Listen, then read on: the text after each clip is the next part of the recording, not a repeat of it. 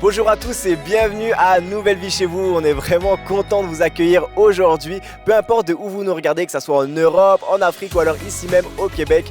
Bienvenue à tous et on veut vous encourager encore une fois à venir nous voir en présentiel. Ça fait quelques mois déjà qu'on a repris nos réunions ici à chaque semaine et c'est super en ligne mais en présentiel c'est vraiment différent. Alors si vous n'êtes pas encore venu nous voir en présentiel, venez vivre ces temps forts avec nous.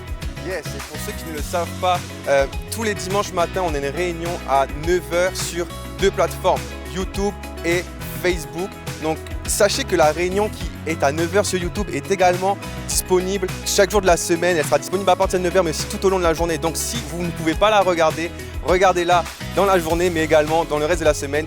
Mais aussi, vous pouvez la partager parce que je suis convaincu que si cette vidéo, cette réunion va vous faire du bien, elle peut aussi faire du bien à quelqu'un de votre entourage. Exactement, d'autant plus que aujourd'hui c'est Pasteur Claude qui revient après 2 semaines. Il va prêcher la parole, on a vraiment hâte de l'entendre. Alors vraiment, je vous encourage à être attentif ce matin parce que je crois vraiment que Dieu a une parole pour chacun d'entre nous aujourd'hui. Yes, peut-être que c'est la première fois que vous assistez à une réunion en ligne à NV chez vous. Donc voilà ce qui va se prendre place. Juste après Thomas et moi, il y aura un temps de louange fait par l'équipe NV Worship. Ensuite, il y aura un temps de vie d'église où on vous donnera toutes les informations nécessaires, tout ce qui se prend place actuellement au sein de notre église à Nouvelle Vie Longueuil, mais également sur tous les autres sites de Nouvelle Vie. Juste après, Pasteur Claude va apporter son message et à la fin, Thomas et moi, on sera là pour conclure la réunion ensemble. Yes, donc on vous souhaite à tous une bonne réunion. Bonjour et bienvenue à l'Église Nouvelle Vie. C'est une joie pour nous de vous accueillir. Merci d'avoir choisi d'être avec nous ce matin. On va débuter en chantant « Jamais tu n'abandonneras, jamais tu ne me laisseras. Toujours mon cœur t'élèvera, brillant de foi. » Hey! Si dans l'orage, la peur m'envahit, oh que mon zèle ne tremble pas. Mon témoignage, vibrant de ta vie, sera lumière autour de moi. Tu donnes vie, tu te révèles, tu me conduis, me renouvelles. Et de ma nuit, un chant s'élève, mon âme brille, ma foi se lève. On déclare ensemble. Jamais tu n'abandonneras.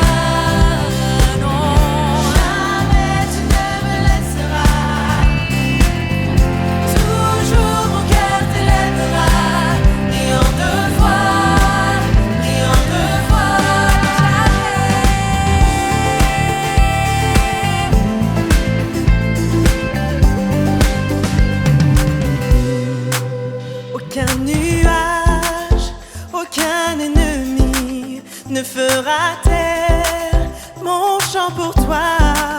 À ton image, je brave la nuit, offrant lumière autour de moi. Tu donnes vie, tu te révèles, tu me conduis, me renouvelles. Et de ma nuit, un chant s'élève, mon âme brille, ma foi se lève. Jamais tu n'abandonneras, jamais tu ne me laisseras, non. Toujours mon cœur t'élèvera, brillant de foi, brillant de foi. Jamais tu n'abandonneras,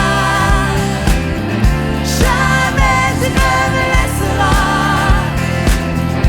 Toujours mon cœur t'élèvera, brillant de foi, brillant de foi.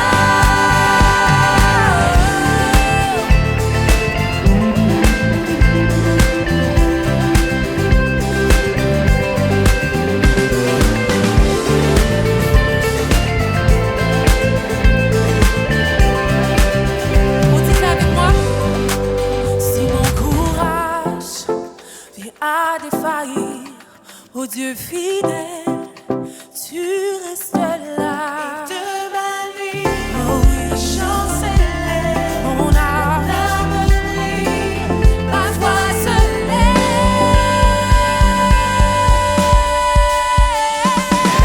jamais tu n'abandonneras, jamais tu ne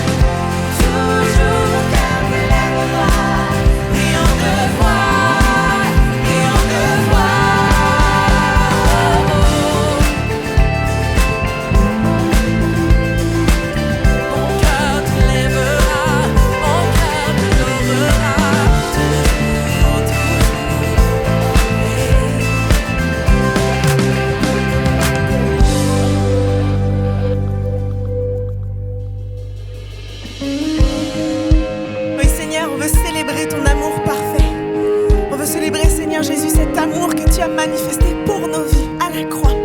Alors reçois nos louanges. En cet instant, Seigneur, on veut élever nos voix vers toi.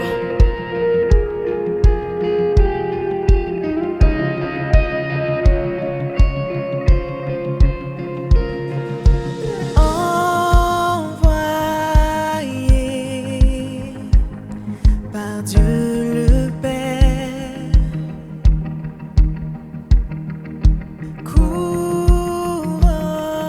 couronné de sa lumière,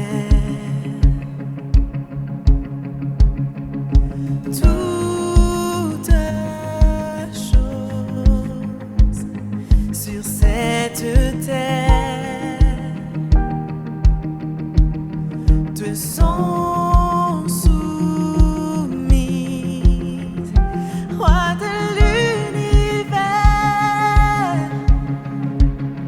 toi l'amour parfait, oh pour me sauver, tu as triomphé de l'obscurité.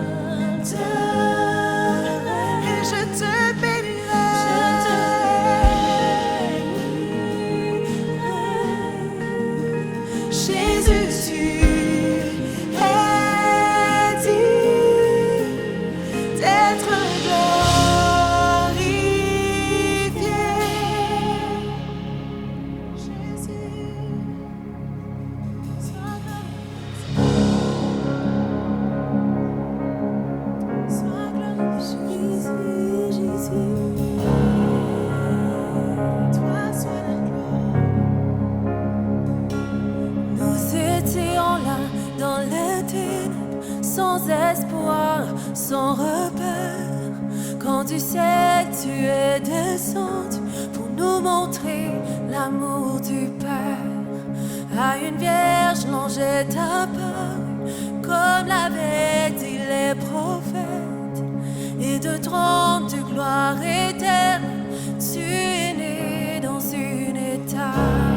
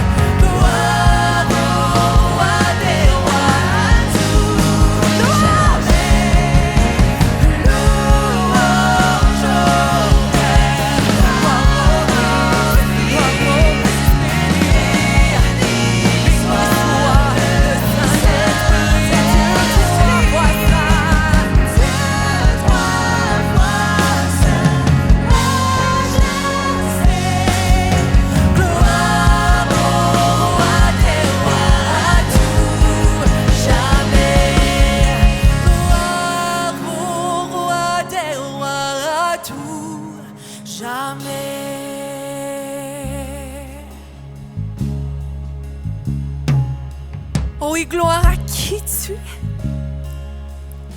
Gloire à ton nom qui est ressuscité, qui est élevé. Reçois toute louange, reçois toute la gloire qui t'est due. Seigneur, merci pour chaque personne qui écoute en ce moment cette réunion. Je veux prier pour les gens qui sont atteints d'anxiété, de dépression, Des gens qui ne voient peut-être pas la lumière au bout du tunnel. Des gens qui sont étouffés par tout ce qui se passe en ce moment. Peut-être avec le poids de plusieurs situations dans leur vie. Seigneur, toi tu viens et tu poses ta main. Toi tu viens et tu les libères. Toi tu viens et tu enlèves ce fardeau. Parce que ton fardeau est léger, ton fardeau est doux. Alors oui, Seigneur, tu viens et tu enlèves ce fardeau. Seigneur, tu viens, touche leur cœur, touche leur vie. Parle à leurs âmes. Que ta présence transperce leur cœur là où ils sont présentement. Toi, tu viens comme un papa. Parce que tu es notre Père, notre Dieu. Et toi, tu viens et tu mets ta main si bonne, si douce. Et tu réponds aux besoins de leur cœur en ce moment même. Jésus.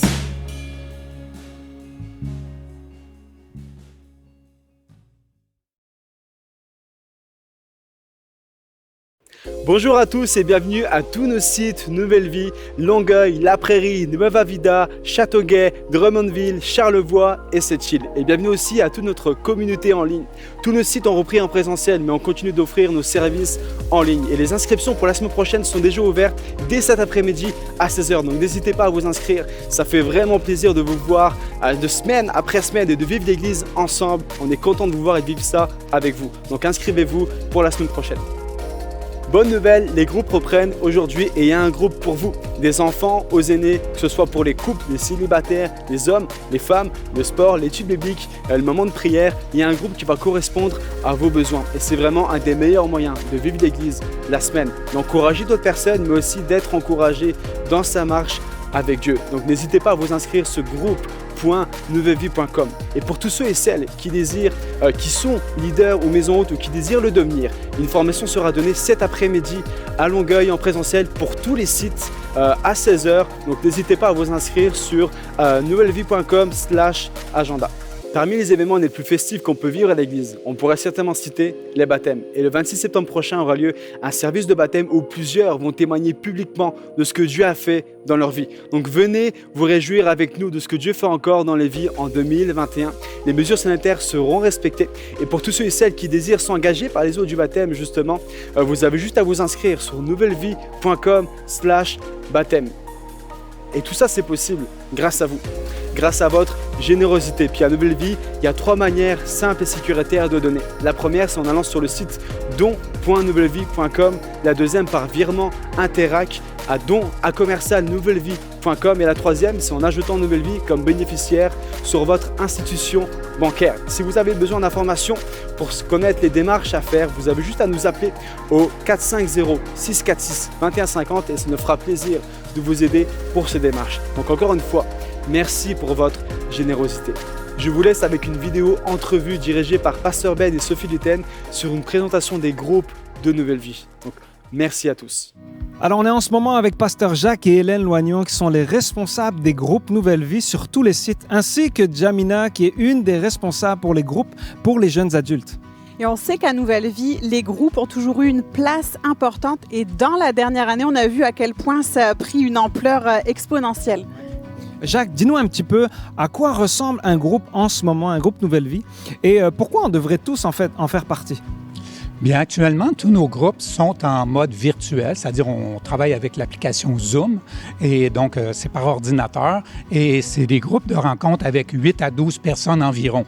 Et les gens qui se connectent, qui s'inscrivent à un groupe, viennent premièrement pour connaître Dieu, connaître l'Évangile, connaître un peu plus la parole en partageant les messages du dimanche, mais rapidement, ils découvrent une connexion avec les personnes, ils deviennent une famille, il y a une interaction entre eux qui est super édifiant.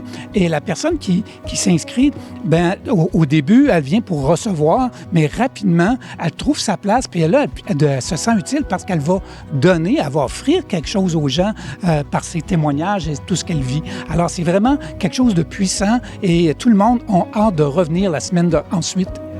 Alors, il y a vraiment quelque chose de beau, quelque chose de fort qui s'y passe. Hélène, toi, tu reçois tous les témoignages. On parle d'à peu près une centaine de groupes. C'est plus de 1000 personnes qui sont représentées. Est-ce qu'aujourd'hui, tu pourrais nous partager un témoignage? Oui, avec plaisir. Si j'arrive, je regarde, premièrement, quand on arrive et on s'inscrit à un groupe, c'est sûr que c'est un peu stressant parce qu'on ne sait pas exactement comment ça va se passer. Par contre, un coup qu'on a fait 2-3 rencontres dans ce groupe-là, on s'aperçoit que c'est un groupe d'amis. On est en train de développer des relations d'amitié avec des gens. Et le groupe est là pour soutenir dans les moments difficiles et s'encourager dans les bons moments également. Si j'arrive, je regarde, il n'y a pas tellement longtemps, je lisais un témoignage et une dame est arrivée dans le groupe et elle vivait réellement un moment émotionnel difficile et elle a osé difficile, décourageant, là. Et elle a osé le partager à son groupe. Les gens sont arrivés, ils l'ont écouté, ils ont prié pour elle, ils l'ont soutenue. Et à la fin, on s'aperçoit que Dieu a réellement visité le groupe, se servi du groupe pour relever cette personne-là. Donc, et ils ont terminé le groupe en riant. Donc, il y a des belles choses qui se passent dans les groupes. Et si tu me permets, juste une petite, moi, celle-là, elle me fait réellement capoter, si je peux me permettre l'expression, mais une dame de 70 ans, elle a osé se brancher sur Zoom et elle est devenue animatrice pour les groupes d'enfants. Donc, elle a son petit groupe d'enfants, les 5-6 ans, sur Zoom, 70 ans. Donc, les groupes, c'est inspirant. Oui, énormément. C'est tout un exploit pour quelqu'un de cet âge-là. Mais dis-nous un petit peu, Jamina, pour qui s'adressent les groupes? C'est pour quelle tranche d'âge? Et comment on fait pour participer à un groupe Nouvelle Vie? Écoute, Ben, c'est vraiment génial parce que peu importe l'âge que tu as, il y a un groupe pour toi. Que tu sois un ado, ou que tu sois un enfant, ou que tu sois une personne célibataire ou en couple, ou même un jeune adulte ou une personne aînée, il y a un groupe pour toi. Donc, ça vaut vraiment la peine de s'inscrire. Puis, c'est pas compliqué. Il faut juste aller sur le site de Nouvelle Vie à l'adresse groupe.nouvellevie.com. Puis tu peux t'inscrire et trouver un groupe pour toi. Juste nous, par exemple, entre jeunes adultes, on a tellement du fun à chaque semaine.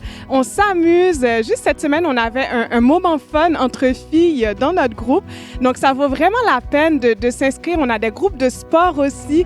Vraiment, là, moi, je suis mordue de groupe, là, comme Hélène. Yes. On aime ça, les groupes à fond. Vraiment. Alors, il y a une place pour tout le monde dans les groupes et on pourrait dire que c'est la meilleure heure de la semaine qu'on pourrait investir vraiment pour bâtir, solidifier notre foi, mais aussi pour créer des amitiés. Alors, merci à vous trois. Merci. Aujourd'hui, c'est Pasteur Claude qui va nous apporter un message sur comment vaincre votre ennemi. Donc, je vous encourage vraiment à ouvrir votre cœur et à laisser Dieu vous parler à travers ce message. Bonne réunion à tous.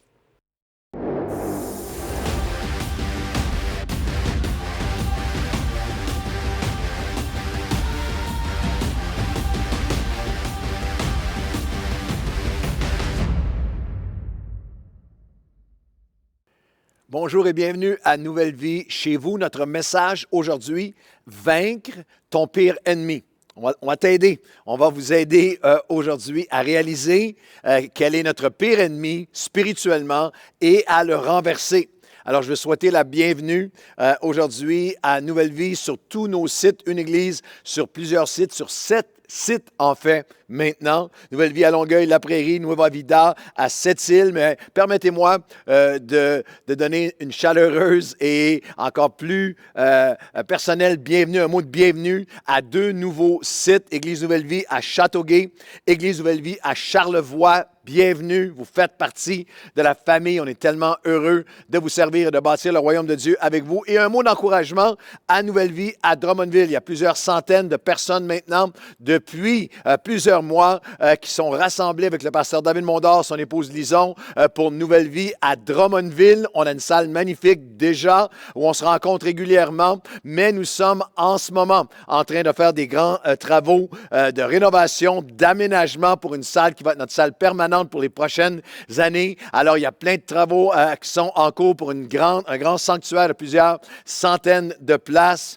les classes pour les enfants, les bureaux, la bureautique, l'informatique, système de son, sono, éclairage, les gicleurs, tout le reste.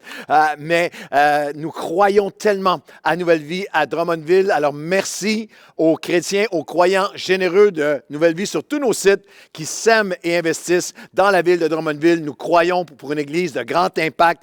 Très bientôt, on va entrer dans les nouveaux locaux, les nouveaux bâtiments et bâtir le royaume de Dieu ensemble. Et nous n'oublions pas non plus de vous souhaiter la bienvenue à vous, la grande famille de Nouvelle Vie en ligne maintenant. Plus de 86 000 abonnés à notre chaîne YouTube. Objectif 100 000 d'ici la fin de l'année. La famille s'agrandit et bienvenue à vous partout dans la francophonie. Le message aujourd'hui coïncide dans notre vie d'Église avec le lancement de notre session d'automne de ce que nous appelons nos groupes Nouvelle Vie. Nos groupes Nouvelle Vie, depuis le début de la pandémie, sont en Zoom et des centaines et centaines de personnes qui se réunissent en Zoom à chaque semaine à différentes fréquences sur tous nos sites. Tout ce que nous faisons à Nouvelle Vie repose et fondé sur notre passion pour votre croissance. Jésus a dit, je suis venu afin que vous ayez la vie et que vous l'ayez en abondance, votre croissance dans chaque aspect de votre vie à travers ce que nous appelons les 3 C Nouvelle Vie. Les 3 C de votre croissance, connaître, connecter et contribuer. Connaître, connecter et contribuer. Tout ce qu'on fait à Nouvelle Vie repose sur cette passion de vous voir grandir, croissance, connaître, connecter et contribuer. Connaître Dieu, connaître ses plans, sa parole, sa volonté, sa plénitude, sa personne, tout ce qu'il a préparé pour vous. Vous connaître vous-même, connaître vos défis, mais connaître aussi votre potentiel, tout ce que Dieu a préparé pour vous, tout ce qu'il vous appelle à accomplir, qui vous pouvez devenir en lui. Connaître aussi notre mission, connaître notre destinée, notre mission ensemble. Connecter, connaître, connecter, contribuer, connecter avec Dieu. Connecter avec notre communauté, connecter avec les gens autour de nous, avec d'autres croyants, la communauté, la communion fraternelle. Impossible d'accomplir le plan de Dieu sans ce koinonia, cette connexion les uns les autres, 54 fois dans le Nouveau Testament, et ça s'incarne, ça se vit de manière extraordinaire dans les groupes, dans ces groupes en Zoom, connaître, connecter et aussi contribuer. Aucun passager, aucun consommateur seulement, aucun touriste c'est un spectateur dans le royaume de Dieu. Chaque personne est appelée à contribuer. Chaque personne est appelée à contribuer à communiquer quelque chose, à contribuer dans la vie des autres avec son temps, avec ses talents, avec ses capacités, avec ses ressources, avec son témoignage, avec ses expériences, même avec ses souffrances et épreuves passées. Nous sommes appelés à connaître, connecter et à contribuer. C'est les 3 C Nouvelle Vie qui s'incarnent dans tout ce que nous faisons, mais particulièrement dans cette vie de groupe. La vision biblique, lorsque vous regardez à l'Église originale, dans les Actes des Apôtres, la vision biblique est pour une Église qui était dans le temple et dans les maisons. Il y a dans la célébration à l'Église en grand nombre et la communauté, le ensemble. Cette dynamique, on pourrait le dire de cette façon, en chaise, assis sur nos chaises à l'Église ou en présentiel ou en ligne, mais aussi en cercle, cette dynamique de face à face, ensemble, en rangée et en rond pour connaître, connecter et contribuer. Avez-vous remarqué comment le vocabulaire, je réfléchissais à ça récemment, comment le vocabulaire récent des médias sociaux a dévalorisé, dévalué, salement, diminué, dilué le sens, la valeur et la profondeur des mots de l'expérience humaine, relationnelle et spirituelle que Dieu désire que nous puissions avoir les uns avec les autres dans son plan pour nous. Il y a toutes sortes de mots qui sont tellement communs maintenant, mais qui peuvent devenir tellement dévalués. Même le mot « connecter ».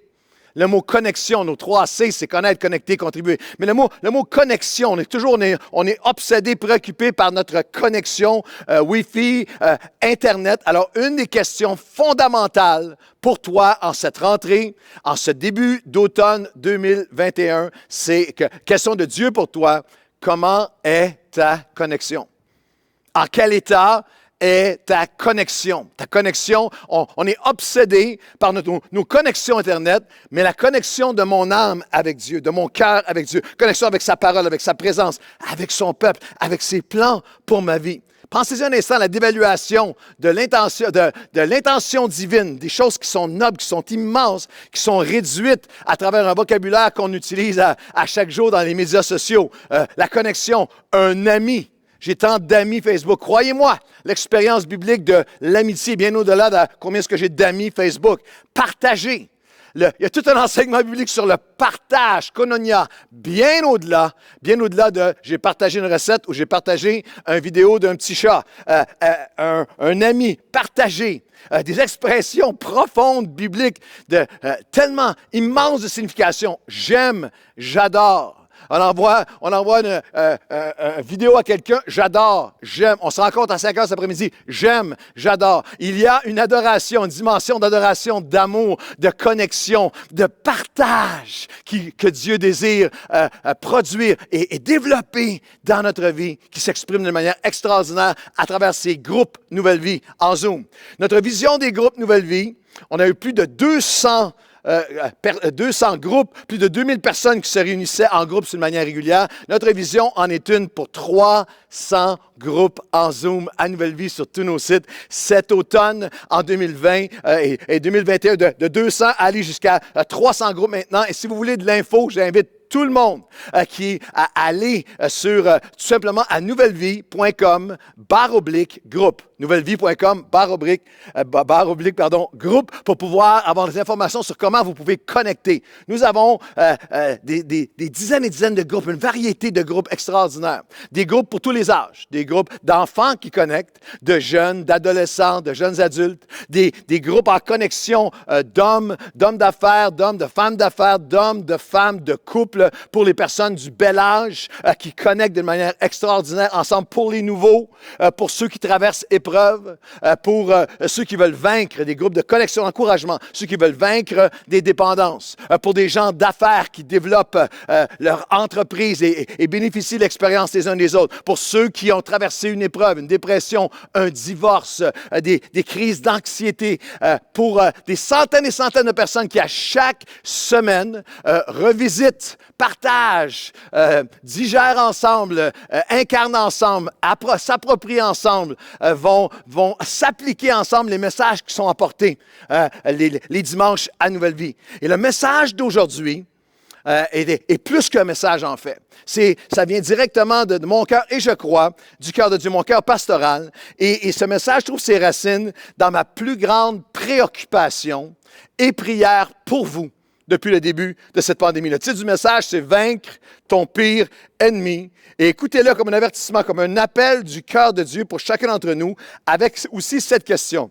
Est-ce que tu connais quel est ton pire ennemi spirituellement?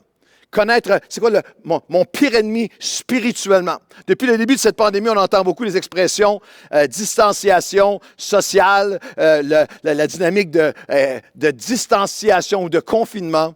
Mais notre pire ennemi spirituellement est la distanciation ou le confinement spirituel et relationnel. Vous avez peut-être déjà entendu parler de ce terme théologique, le péché originel, trouvé dans la Genèse chapitre 3. Mais sachez qu'avant le péché originel, il y avait le piège originel. Et le piège originel dans Genèse 2,18, le Seigneur dit « Il n'est pas bon que l'homme soit seul ». Que l'être humain soit seul. Dieu a créé. La création est magnifique. Cela est bon, mais il n'est pas bon que l'homme soit seul. Le premier problème et pire piège de l'être humain, avant même la tentation et la chute avec l'ennemi, c'est le piège, c'est l'ennemi, c'est le piège de l'isolement, de la solitude. Pourquoi est-ce que je propose, pourquoi est-ce que la Bible enseigne que l'isolement est notre pire ennemi? Parce que l'isolement social et spirituel augmente et multiplie de façon exponentielle tous nos autres défis et problèmes. Pensez-y un instant. Tout est pire, tout est magnifié, tout est empiré, tout est de manière exponentielle rendu plus difficile par l'isolement.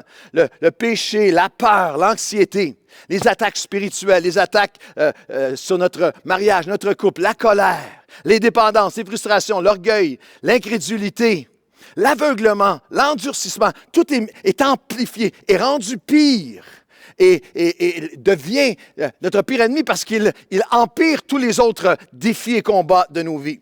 L'Ecclésiaste, chapitre 4, verset 8, Salomon qui était à son époque l'homme le plus riche du monde, mais aussi à une certaine époque de sa vie, un homme de sagesse, la sagesse de Salomon, l'homme le plus sage du monde, lorsqu'il arrive à la fin de sa vie, il parle de lui-même. C'est vraiment autobiographique. Il dit ceci dans Ecclésiaste 4.8. « J'ai encore vu une autre futilité sous le soleil. Voici un homme seul, avec personne proche de lui. Il n'a ni fils ni frère. Il n'a jamais arrêté de travailler, mais ses yeux ne sont jamais satisfaits, jamais rassasiés par toutes ses richesses et son tourment n'a pas de fin. » Salomon savait qu'il y avait une grande différence, une immense, un gouffre entre avoir un entourage et vivre un vrai ensemble. Il comprenait la différence entre une vie de consommation, mais le vide, si elle est sans communion, sans communauté, sans connaître, connecter et sans contribuer dans la vie l'un de l'autre. Il connaissait la différence, le vide entre la richesse lorsqu'il n'y a pas de relation, les possessions, la sécurité, sans personne de proche, spirituellement. Le travail intense, mais avec un tourment intérieur. La vie à vitesse grand V d'activité sans de vraies amitiés. Et notre pire ennemi est l'isolement, non seulement parce qu'il amplifie nos problèmes, mais parce que le ensemble, la communion, les relations, la communauté, le partage, le connaître, connecter et contribuer, non seulement peut atténuer tous nos problèmes, mais il contribue à renverser chacun de nos ennemis. C'est le plan de Dieu, c'est la force multiplicatrice pour nous approprier les victoires de Dieu dans notre vie. La culture nous a bombardés avec la notion que si je suis indépendant, je suis indépendant financièrement, matériellement, économiquement, relationnellement, je serai heureux. Mais Dieu dit, je ne vous ai pas créé pour l'indépendance, dans l'isolement ou la solitude, mais pour l'interdépendance, l'interaction sociale et spirituelle. Écoutez-moi bien, Dieu nous a créés pour la communauté, pour échanger, pour partager, pour porter les uns avec les autres. Et sans cette dynamique dans notre vie, je ne pourrai jamais accomplir la pleine destinée de Dieu sur ma vie. Et en fait, je suis en danger.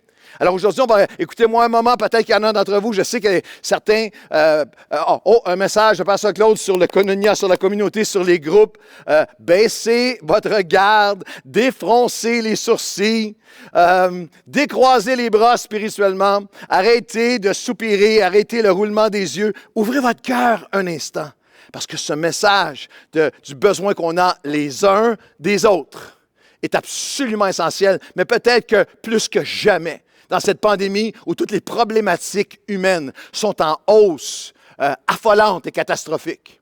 Idéations suicidaires sont en hausse, anxiété, consommation d'alcool, de cannabis, de calmants, hausse de violence conjugale, hausse de tensions sociales et raciales, de division.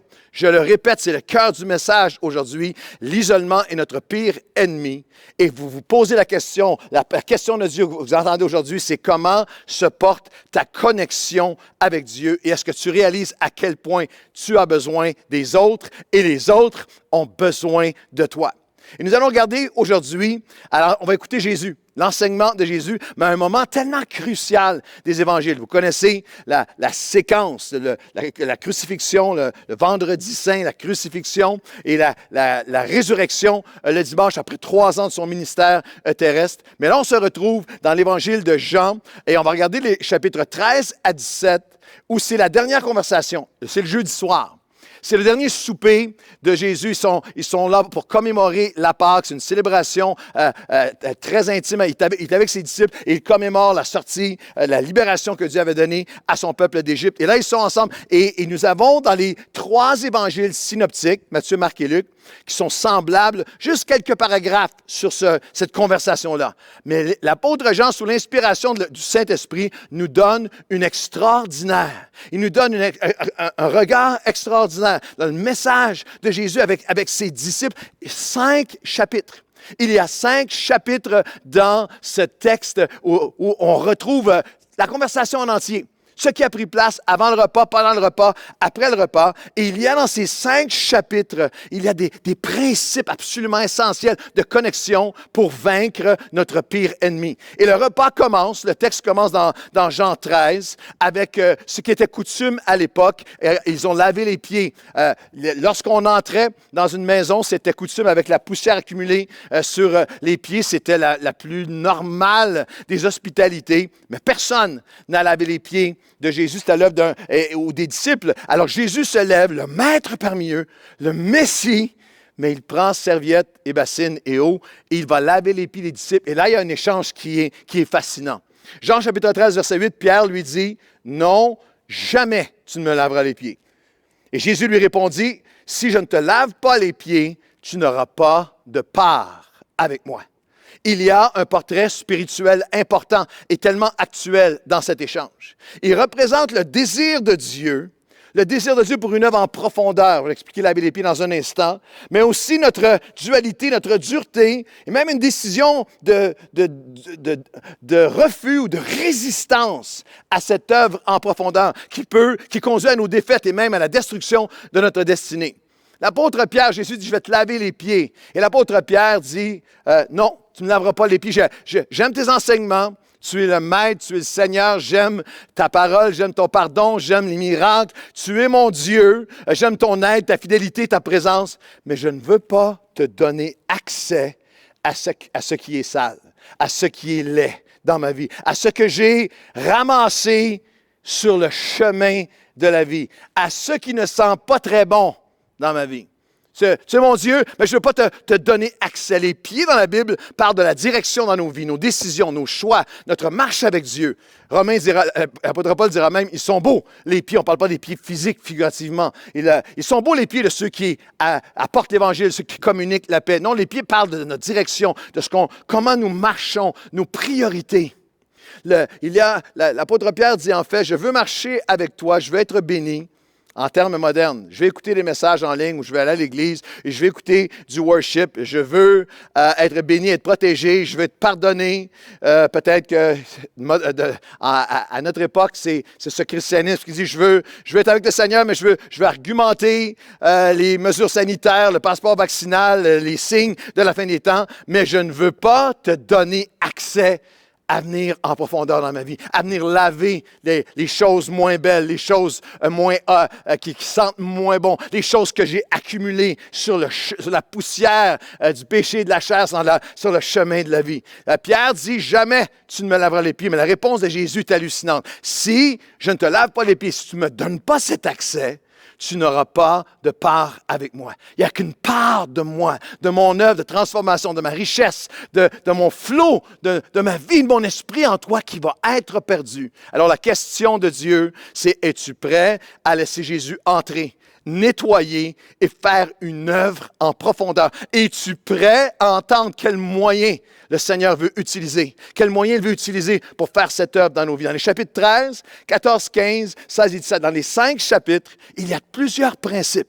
Cette dernière conversation ultime jusqu'à Gethsémane, juste avant la croix, chaque chapitre développe un thème sur l'importance des relations authentiques, saines et tellement bénéfiques, et sur les dangers de l'isolement et pourquoi notre pire ennemi est l'isolement et pourquoi nous avons besoin les uns des autres. J'ai besoin des autres et les autres ont besoin de moi. Et le premier principe, on va regarder 3 principes ensemble. Le premier, c'est que j'ai besoin de quelqu'un pour m'entourer quand je traverse une épreuve. Jésus commence dans Jean 13 cette conversation de la Pâque juste avant la crucifixion en disant, après qu'il eut lavé les pieds et qu'il eut pris ses vêtements, il se remit à table et leur dit, « Comprenez-vous ce que je vous ai fait? Vous m'appelez Maître et Seigneur, et vous dites bien, car je le suis. Si donc je vous ai lavé les pieds, moi le Seigneur, le Maître, vous devez aussi, manquez pas ça, vous devez aussi vous laver les pieds les uns des autres, car je vous ai donné un exemple afin que vous fassiez comme je vous ai fait. On ne parle pas de symbolique seulement de lavage de pieds extérieur. On parle d'une œuvre de connexion, une œuvre en profondeur, une œuvre d'échange, de partage où nous grandissons, où Dieu se sert les uns des autres pour faire son œuvre dans nos vies. Car je vous ai donné un exemple afin que vous fassiez comme je vous ai fait. Et il termine ce passage en disant, si vous savez ces choses, c'est une chose de savoir, mais si vous savez ces choses, et vous allez être bénis pourvu que vous les pratiquiez. J'ai besoin de quelqu'un pour m'entourer quand je traverse une épreuve. Oui, Jésus dit, oui, je suis votre maître, votre Seigneur, mais votre marche avec moi, elle est incomplète jusqu'à ce que vous arriviez à ouvrier vos vies à ce chemin, ces pieds qui se sont lavés mutuellement, cette œuvre où nous contribuons, nous sommes instrumentés par Dieu, utilisés par Dieu pour cette œuvre en profondeur dans nos vies et nous refusons l'isolement dans toutes les saisons de nos vies, mais particulièrement dans les épreuves. Depuis les 28 ans de Nouvelle Vie, c'est un fondement de l'Église. Nous avons commencé les groupes dès le début, mais jamais plus vrai que depuis ces dernières années et demie, 15 mois, 16 mois, 17 mois de pandémie. Depuis le début de la pandémie, un des miracles, un des paradoxes miraculeux de Dieu pendant la pandémie à Nouvelle Vie, c'est que le nombre de personnes qui se sont joints à un groupe et expérimenté cette œuvre en profondeur à travers les épreuves qu'on traverse tous ensemble a explosé. Parce que maintenant, pendant cette saison encore, que les réunions sont en Zoom, il y a toute une porte d'entrée extraordinaire. Dieu change le mal en bien. Parce que les groupes en Zoom sont une entrée magnifique. C'est pour des gens qui ne pouvaient pas aller à un groupe, pour des gens qui revenaient du travail, de se déplacer, aller chez quelqu'un, revenir, qui n'était même pas concevable pour eux. On a des enfants, le voyagement, le retard, les enfants, la gardienne, tout ça. Maintenant, simplement se branchant en ligne, simplement en se joignant à un Zoom. Et franchement, pour plusieurs personnes, c'est moins intimidant. C'est moins intimidant d'aller dans un groupe que je ne connais pas, où là, je suis en Zoom et des centaines découvrent cette œuvre et ces rencontres qui sont, bien sûr, sécuritaires, sanitaires, mais aussi en Zoom pour un soutien sincère et profondément spirituel à travers nos épreuves. L'Ecclésiaste le dit de cette façon, Ecclésiaste 4.10. Deux valent mieux qu'un, parce qu'ils recevront une grande richesse pour ce qu'ils traversent ensemble. Il y a une richesse qu'on peut découvrir même dans nos épreuves lorsqu'on la traverse avec quelqu'un. Car si un tombe, l'autre l'aide et le relève. C'est le désir de Dieu, c'est le plan de Dieu. Mais malheur à celui ou à celle qui est seul et qui tombe, qui traverse son épreuve sans avoir un autre ou une autre pour le relever. La Bible n'est pas négative ou pessimiste, elle est réaliste. Nous allons traverser des épreuves dans nos vies. Personne, dans le cœur de Dieu, personne ne devrait traverser une épreuve seul. Personne ne devrait traverser cette pandémie seul. Personne ne devrait traverser, quelle que soit l'épreuve.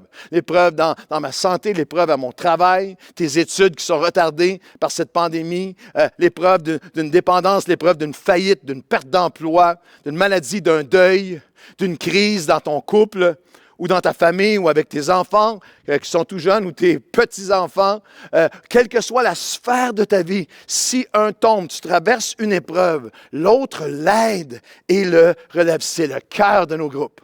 Romains 12, 13 à 15 le dit de cette façon. Ne vous croyez pas au-dessus de tout. Ne rendez pas le mal pour le mal. Réjouissez-vous avec ceux qui se réjouissent. Pleurez avec ceux qui pleurent. Ouvrez vos cœurs et vos maisons. Portez les fardeaux les uns les autres et manifestez l'hospitalité. Même en Zoom, j'ouvre ma vie. Je suis prêt à servir, je suis prêt à participer, je suis prêt à animer certains d'entre vous qui sont appelés à le faire. Un groupe en Zoom, ouvrir ma vie. Et ce verset, court verset, révèle plusieurs dynamiques, plusieurs qualités spirituelles qui peuvent seulement être développé dans le relationnel, dans un Zoom, dans un koinonia, dans une communion fraternelle, et non simplement à écouter des prédications en ligne ou du worship, ou même de venir dans un lieu, dans une grande salle. Il y a plusieurs, dans un lieu public ou dans une église pour assister à une réunion, ce qui est dans le cœur de Dieu essentiel. N'abandonnez pas l'assemblée, mais il y a quelque chose une profondeur qui est acquise ici. Dans le texte qu'on vient de lire, il y a une dimension d'humilité. Ne te crois pas au-dessus de tout ça. Je ne crois pas que tu as besoin de personne. Il y a une introspection, il y a un apprentissage pratique de comment ne pas rendre le mal pour le mal. Comment changer le mal en bien à travers les histoires et témoignages et prières et soutien des autres. Il y a la dynamique d'empathie, d'écoute, d'intérêt pour l'autre, de compassion, de sensibilité, d'ouverture, la capacité d'être fortifié et de résister à notre ennemi, de traverser notre épreuve et même d'en tirer une richesse. 1 Corinthiens 12, 26. Si une partie du corps souffre, toutes les autres souffrent avec elle. Et si une partie du corps est bénie et trouve faveur, toutes les autres se réjouissent avec elle. C'est le portrait d'une communauté qui porte ensemble. C'est l'essence de Nouvelle Vie. Avec l'équipe de soins pastoraux qui est là, vous savez, à Nouvelle Vie, il y a un pasteur de garde à chaque jour. Vous appelez au bout du fil, il y a quelqu'un qui est là tout le temps. Tu as chaque département qui s'occupe des enfants, des jeunes, des adultes, de tous les âges, toutes les sphères et moments et conditions de vie. Pendant la pandémie, on a fait des milliers d'appels à tous les mois auprès des gens. Mais il y a quelque chose qui est irremplaçable. Et les groupes sont puissants, les groupes Nouvelle Vie, irremplaçables pour entourer des gens à travers leurs épreuves. Ou dans les groupes, on peut rire ensemble, prier ensemble, pleurer ensemble, porter ensemble, traverser ensemble, être fortifié ensemble. J'ai besoin de quelqu'un pour m'entourer quand je traverse une épreuve. Nous recevons à chaque semaine l'équipe de direction des groupes Nouvelle Vie. Pasteur Jacques Loignon, son épouse Hélène, toute leur équipe de dirigeants m'envoie et chaque groupe envoie des témoignages à chaque semaine. Des témoignages comme celui-ci. J'ai besoin. Mon groupe a été une vraie bénédiction. Lorsque j'ai eu la COVID en février 2021, ils m'ont encouragé, prié pour moi, apporter la nourriture, supporter comme une famille. Lorsque je suis arrivé à Nouvelle Vie, je vivais une séparation et un changement d'église. J'étais dévasté. Je me suis inscrit à un groupe. Ils m'ont soutenu dans la prière, m'ont accueilli, m'ont aidé à trouver ma maison, m'ont aidé à déménager, m'ont aidé à reprendre vie. Le groupe a été là et est encore là dans mes épreuves, sans jugement. Ils m'ont accueilli dans mon épreuve. J'ai tellement reçu. Maintenant, je suis prête à prendre un groupe car j'ai vu l'importance du groupe. Je vous en ai un autre. On en reçoit comme ça chaque semaine.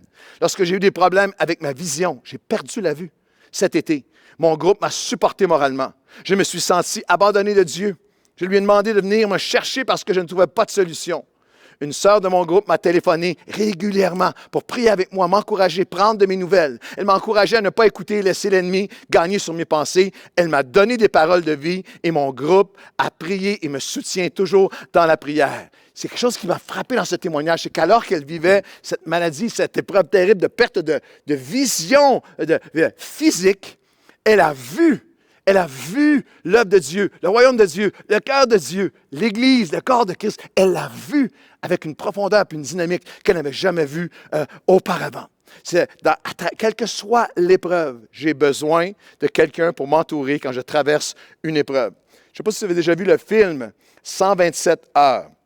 J'ai regardé un documentaire sur cette histoire vraie de Aaron Ralston, qui est un alpiniste chevronné, mais un solitaire, un expert, un athlète incroyable, mais un alpiniste solitaire, qui escaladait le Blue John Canyon en Utah. Et il est tombé dans une paroi, dans une fissure, dans une paroi, et il se coince le bras, et il a été là pendant 6 jours et 5 nuits. Il se blesse, il se taillarde, il est déshydraté, et ultimement, pour se sauver la vie, il s'est amputé le bras. Et il y a une phrase qui est là dans son histoire qui m'a frappé. Il a dit, tout ce que j'avais besoin, c'est d'une personne, quelqu'un qui passe, une main qui aurait pu me relever et me sortir de là. Lorsqu'on est seul, lorsqu'on vit nos épreuves isolées, on se taillarde, on se fait du mal. Et j'ai vu des destinées être amputées. J'ai vu des ministères, j'ai vu des vies, des familles, des couples être amputés parce que la personne souffrait, portait son épreuve seule. J'ai besoin de quelqu'un pour m'entourer quand je traverse l'épreuve. Et Jésus continue dans son enseignement. Le dernier souper, le jeudi soir, c'est avec ça qu'il culmine son message à ses disciples. Sa deuxième notion, c'est que j'ai besoin de quelqu'un pour m'encourager dans mes efforts. Au chapitre 13, première portion. Chapitre 14, de la même conversation, que votre cœur ne se trouble pas. Croyez en Dieu et croyez en moi. Les disciples sont découragés, ils sont abattus. Cette portion du souper est magnifique, elle est simple et tellement puissante. Jésus les encourage. Simplement lire. Genre, ils sont troublés, ils sont angoissés, ils sont apeurés. Et Jésus leur rappelle plein de choses. Verset 1 à 9, il leur rappelle le ciel, les promesses, la fidélité de Dieu. Jean 14, verset 10, il leur rappelle ses œuvres. Ce que Jésus a fait pour eux, ce qu'il a fait, ce qu'ils ont vu. Il leur rappelle par la suite, à partir du verset 12, leur rappelle ce qu'ils vont accomplir, les œuvres qu'eux vont faire, leur destinée. Il leur rappelle dans la suite, versets 13 à 20, l'œuvre de l'Esprit, le Consolateur, la présence de Dieu, la fidélité de Dieu, les promesses de Dieu. C'est ça qui prend place dans un groupe. C'est ça qui prend place dans le koinonia. Ce rappel à travers les témoignages, cet encouragement dans nos efforts. Hébreux 3, 12 et 13 le dit de cette façon. Prenez donc garde que personne parmi vous n'ait un cœur mauvais, qui manque de foi ou qui s'éloigne du Dieu vivant. Au contraire, encouragez-vous. Communiquez-vous du courage mutuellement chaque jour pour qu'aucun de vous ne s'endurcisse par l'attrait trompeur du péché. Un cœur mauvais, ce n'est pas seulement un cœur hypocrite ou un cœur infidèle, un cœur méchant, un cœur de péché, un cœur qui est cruel ou menteur ou infidèle. Le cœur mauvais peut être simplement un cœur en mauvais état, un cœur blessé, un cœur offensé, un cœur qui traverse une saison de sécheresse, un cœur usé, un cœur qui a été déçu, un cœur qui vit un deuil, un cœur qui est découragé, qui est fatigué, qui est usé, un cœur impatient, un cœur qui est devenu colérique, un cœur ingrat, un cœur qui manque de foi, qui s'éloigne du Dieu vivant, qui est endurci et en danger d'être trompé par l'attrait, le mensonge trompeur du péché. Encourager dans tous mes efforts. J'ai besoin de quelqu'un pour m'encourager dans mes efforts. Encourager, c'est élever l'esprit au-dessus de. Donner du courage à quelqu'un. L'aider, le stimuler à persévérer, à continuer, à avancer pour que personne ne s'endurcisse par l'attrait trompeur du péché. Pensez un instant. On a tous vécu ça. De traverser une saison difficile ou un moment de la journée. C'est pas seulement quand je traverse une épreuve, c'est juste qu'en ce moment, ça ne va pas.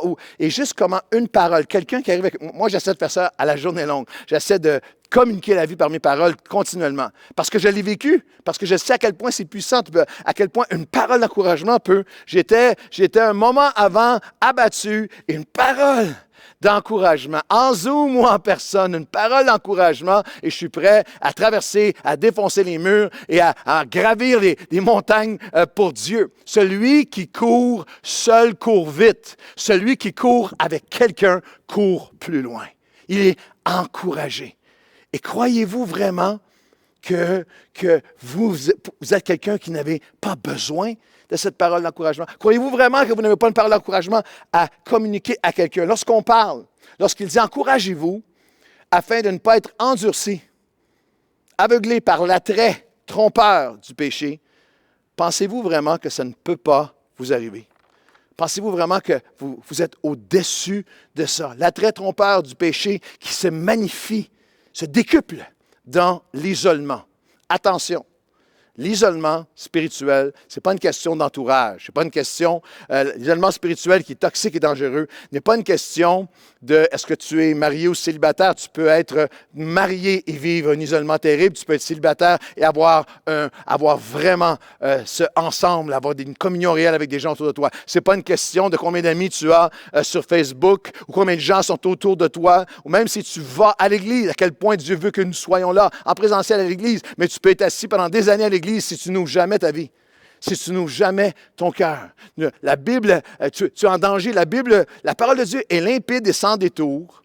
Les plus grands hommes de Dieu de la Bible, hommes et femmes de Dieu, de la Bible, ont souffert et ont succombé alors qu'ils se sont laissés aller à l'isolement, alors qu'ils se sont isolés, ont été en confinement prolongé.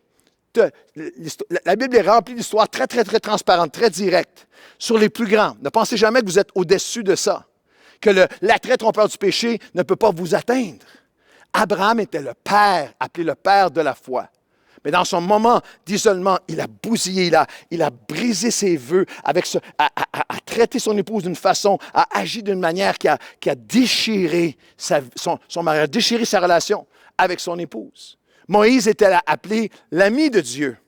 Mais dans un moment d'isolement, seul, son tempérament colérique, son tempérament intempestif, impulsif a pris le dessus. Et au début de sa vie et à la fin de sa vie, c'est l'isolement et la colère, encore une fois, qui n'est sans encouragement.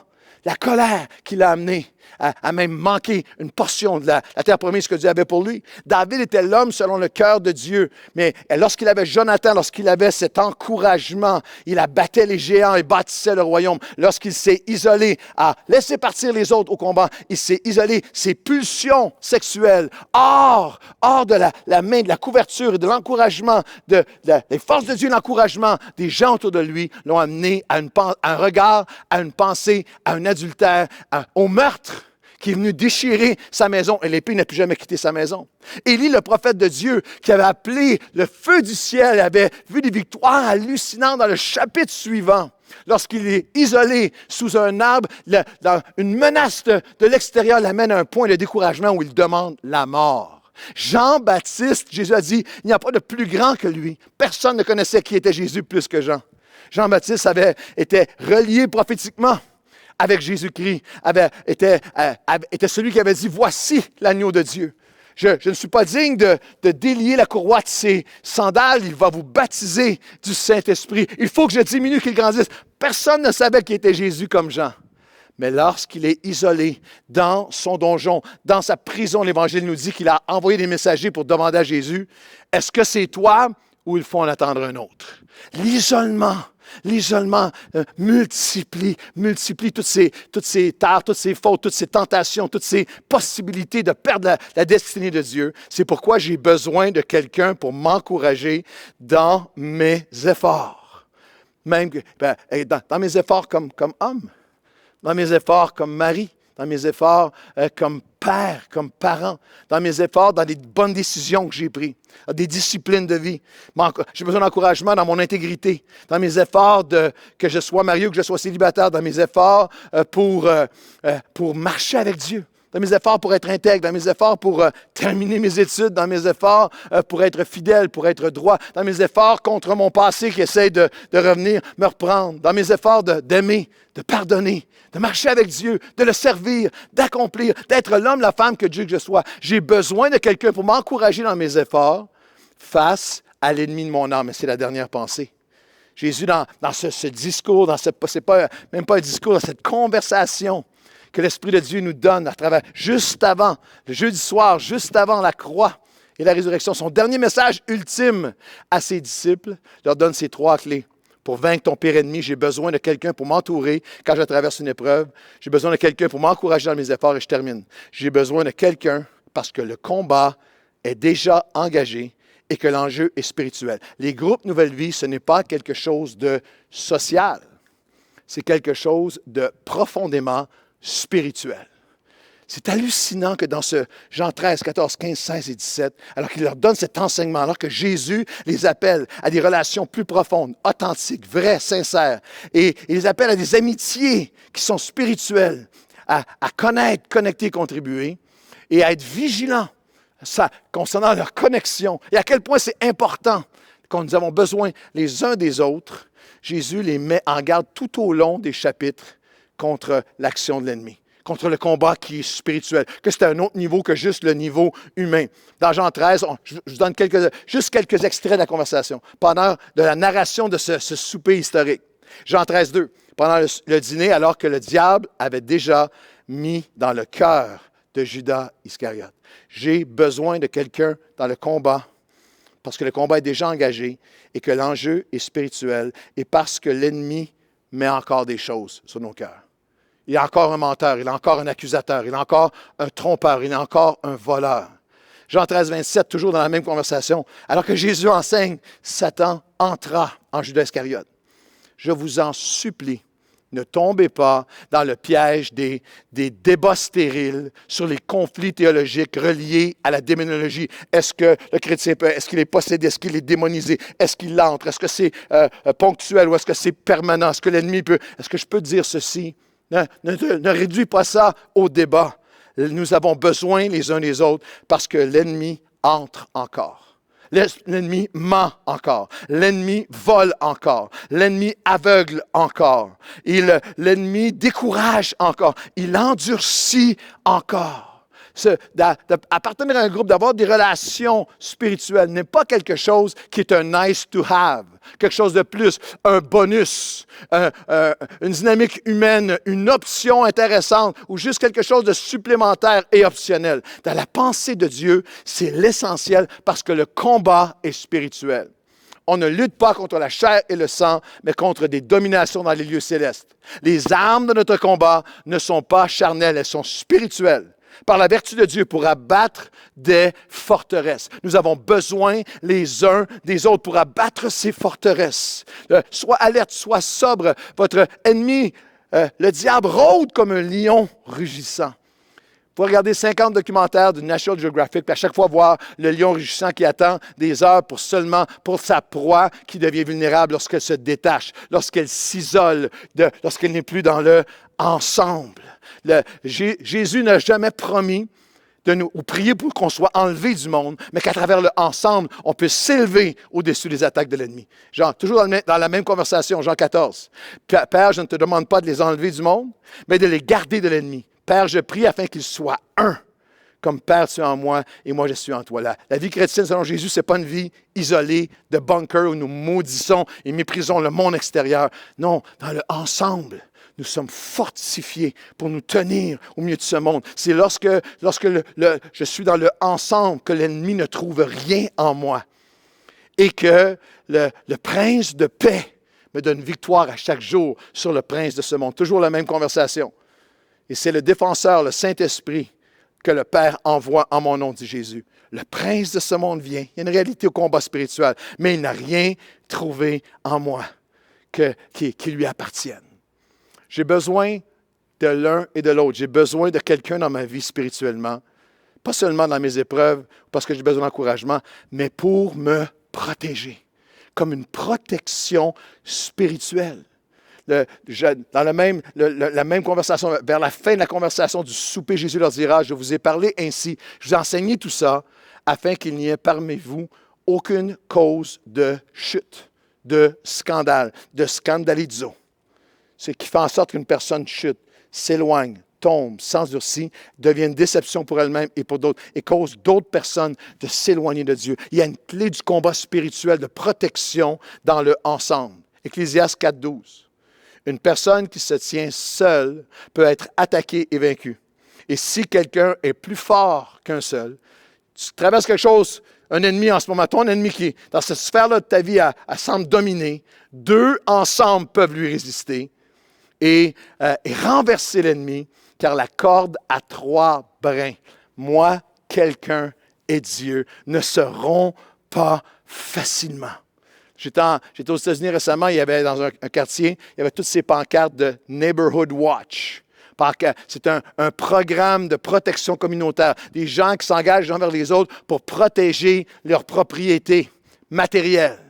Je méditais ce message que je m'apprêtais à vous partager. Je disais, Seigneur, tu as un programme de protection de notre âme, protection spirituelle, protection les uns des autres. Lorsque quelque chose est trop fort pour moi en ce moment, avec toi et avec quelqu'un avec moi, la corde à 3 brins ne se brise pas facilement. J'arrive à la fin.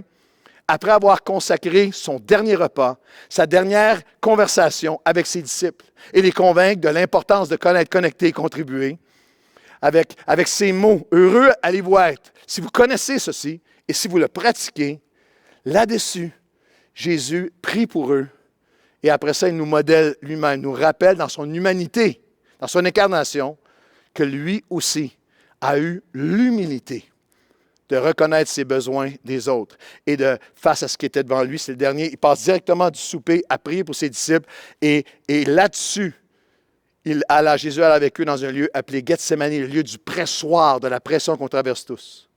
Et il dit aux disciples, asseyez-vous ici pendant que je m'éloignerai pour prier. Et il prit avec lui Pierre et les 2 fils de Zébédée et il commença à éprouver de la tristesse et des angoisses. Il leur dit alors, mon âme est triste jusqu'à la mort, restez ici, veillez et priez avec moi. Jésus, dans son humanité, a eu cette humilité, nous a donné ce modèle. Est-ce que je vais, comme Jésus, dire, ou oser dire, dans mes saisons à moi, dans mes épreuves à moi, dans ce que je traverse. Genre, j'ai besoin d'encouragement, quand j'ai besoin d'être entouré dans mon épreuve, mais aussi pour être protégé de mon ennemi. Venez, j'ai besoin d'aide. Viens prier avec moi. Le royaume de Dieu, c'est des relations. Des photos qui vont apparaître en terminant de personnes qui sont importantes dans ma vie. Le pasteur Samuel Lecomte, qui est mon père spirituel. Le pasteur Marc Lecomte, qui est mon frère spirituel. 40 ans d'amitié, de combat ensemble. On est là dans la vie l'un de l'autre avec nos enfants, dans chaque étape de la vie, enfant, adolescent, adulte, combat, bâtir le royaume de Dieu. 40 ans d'amitié. Cet après-midi, juste avant que je vienne pour prêcher, parce que Marc est venu me faire signer quelque chose, et il m'a dit ces mots. You doing okay? Ça va bien? Oui, ça va. Praying for you. Je prie pour toi. Ça fait 40 ans qu'il me dit ça. Est-ce que ça va? Et je sais qu'il le demande sincèrement. Il y a des fois où j'ai fermé la porte et j'ai raconté ce qui n'allait pas. Et vice-versa.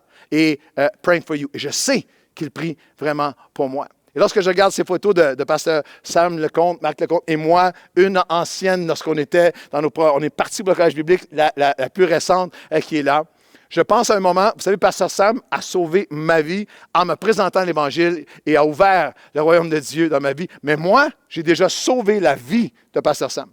Nous étions ensemble en Côte d'Ivoire, après des semaines de prédication, et on avait une journée ou un après-midi même de congé, et on est allé à une plage en Côte d'Ivoire magnifique, juste pasteur Sam et moi, on était là en mission, et le pasteur très responsable nous avait dit, attention, n'allez pas nager loin, le ressac est complètement hallucinant, c'est très très dangereux, il y a plusieurs personnes qui se sont noyées.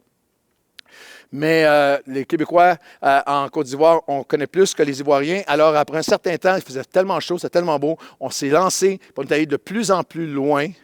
Et après un certain moment, moi, je nageais et je me suis tourné et j'ai vu pasteur Sam, il était plus loin au large que moi, avec une terreur sur son visage.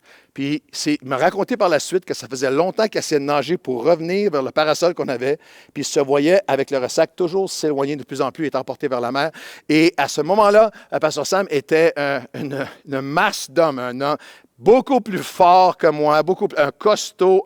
Mais dans ce moment-là, il était dans les vagues qui le submergeaient.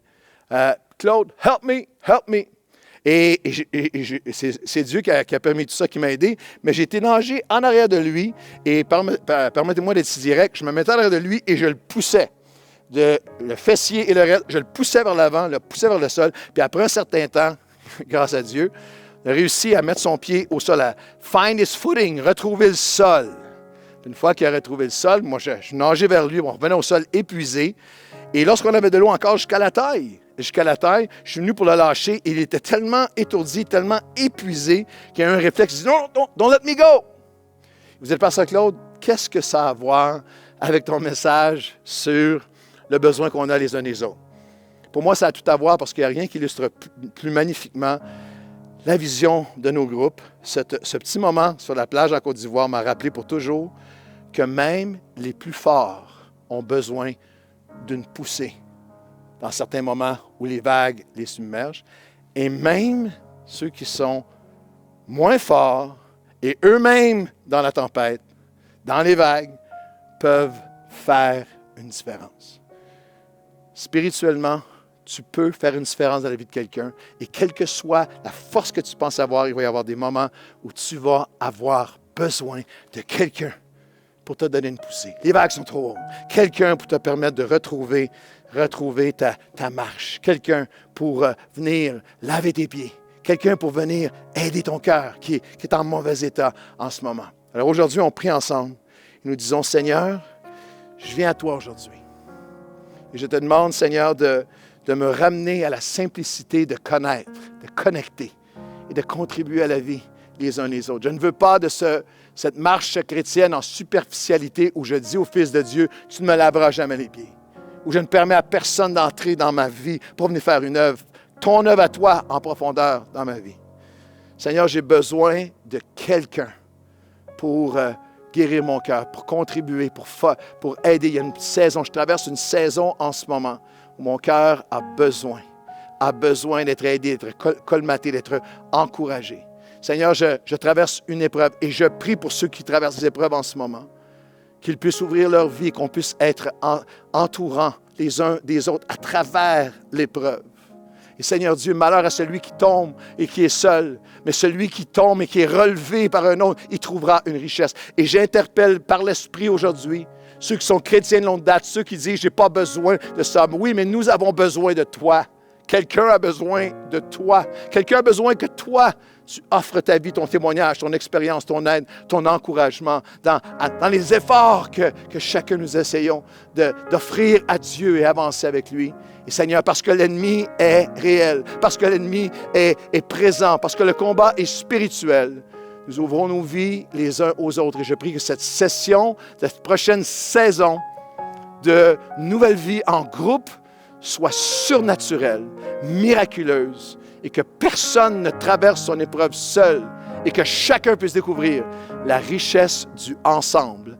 Dans le nom de Jésus. Amen et amen. Allez vite sur nouvellevie.com, /groupe, et venez vous joindre à nous. Nous allons traverser ensemble et vivre des choses extraordinaires. Que le Seigneur vous bénisse.